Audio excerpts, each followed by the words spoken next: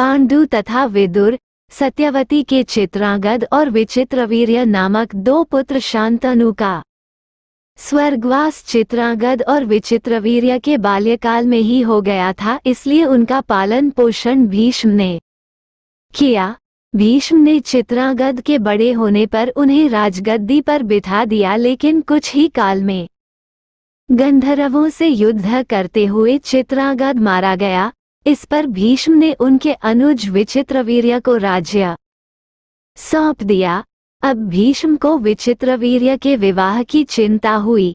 उन्हीं दिनों काशीराज की 3 कन्याओं अंबा, अंबिका और अंबाली और अंबालिका का स्वयंवर होने वाला था।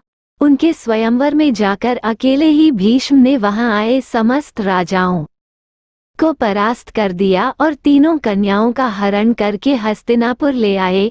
बड़ी कन्या अंबा ने भीष्म को बताया कि वो अपना तन मन राजा शाल्व को अर्पित कर चुकी है। उसकी बात सुनकर भीष्म ने उसे राजा शाल्व के पास भिजवा दिया और अंबिका और अंबालिका का विवाह विचित्रवीर्य के साथ करवा दिया। राजा शाल्व ने अंबा को ग्रहण नहीं किया, अतः वो हस्तिनापुर लौटकर आ गई और भीष्म से बोली, हर कर लाए हैं, अतएव आप मुझसे विवाह करें। किंतु भीष्म ने अपनी प्रतिज्ञा के कारण उसके अनुरोध को स्वीकार नहीं किया। अंबा रुष्ट होकर परशुराम के पास गई और उनसे अपनी व्यथा सुनाकर सहायता मांगी। परशुराम ने अंबा से कहा, हे देवी, आप चिंता न करें, मैं आपका विवाह भीष्म के साथ करवाऊंगा। परशुराम ने भीष्म को बुलावा भेजा, किंतु भीष्म उनके पास नहीं गए।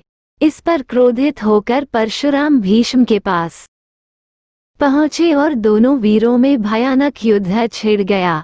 दोनों ही अभूतपूर्व योद्धा थे, इसलिए हार जीत का फैसला नहीं हो सका। आखिर देवताओं ने हस्तक्षेप करके इस युद्ध को बंद करवा दिया। अंबा निराश होकर वन में तपस्या करने चली गई। विचित्रवीर्य अपनी दोनों रानियों के साथ भोग विलास हो गए, किंतु दोनों ही रानियों से उनकी कोई संतान नहीं हुई और वे क्षय रोग से पीड़ित होकर मृत्यु को प्राप्त हो गए। अब कुल नाश होने के भय से माता सत्यवती ने एक दिन भीष्म से कहा, पुत्र, इस वंश को नष्ट होने से बचाने के लिए मेरी आज्ञा है कि तुम इन दोनों रानियों से पुत्र उत्पन्न करो। माता की बात सुनकर भीष्म ने कहा, माता, मैं अपनी प्रतिज्ञा किसी भी स्थिति में भंग नहीं कर सकता। ये सुनकर माता सत्यवती को अत्यंत दुख हुआ। अचानक उन्हें अपने पुत्र वेदव्यास का स्मरण हो आया। स्मरण करते ही वेदव्यास वहां उपस्थित हो गए। सत्यवती उन्हें देखकर बोली, हे पुत्र, तुम्हारे सभी भाई निःसंतान ही स्वर्गवासी हो गए, अतः मेरे वंश को नाश होने से बचाने के लिए मैं तुम्हें आज्ञा देती हूँ कि तुम उनकी पत्नियों से संतान उत्पन्न करो। वेदव्यास उनकी आज्ञा मानकर बोले, माता, आप उन दोनों रानियों से कह दीजिए कि वे 1 वर्ष तक नियम व्रत का पालन करते रहें, तभी उनको गर्भ धारण होगा। 1 वर्ष व्यतीत हो जाने पर वेदव्यास सबसे पहले बड़ी रानी अंबिका के पास गए।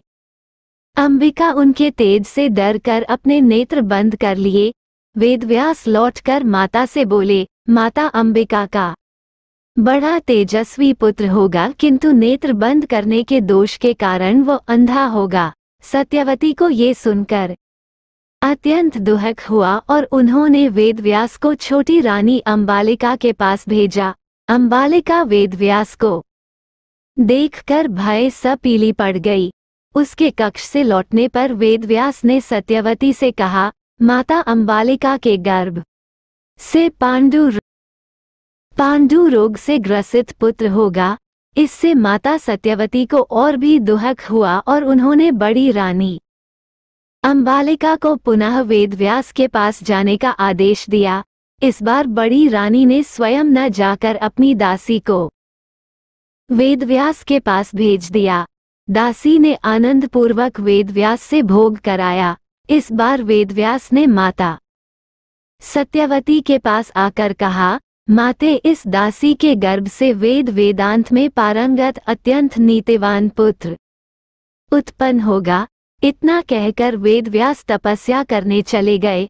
समय आने पर अंबिका के गर्भ से जन्मांध धृतराष्ट्र, अंबालिका के गर्भ से पांडु, रोग से ग्रसित पांडु तथा दासी के गर्भ से धर्मात्मा विदुर का जन्म हुआ। लेटेस्ट पाने के लिए सब्सक्राइब कीजिए।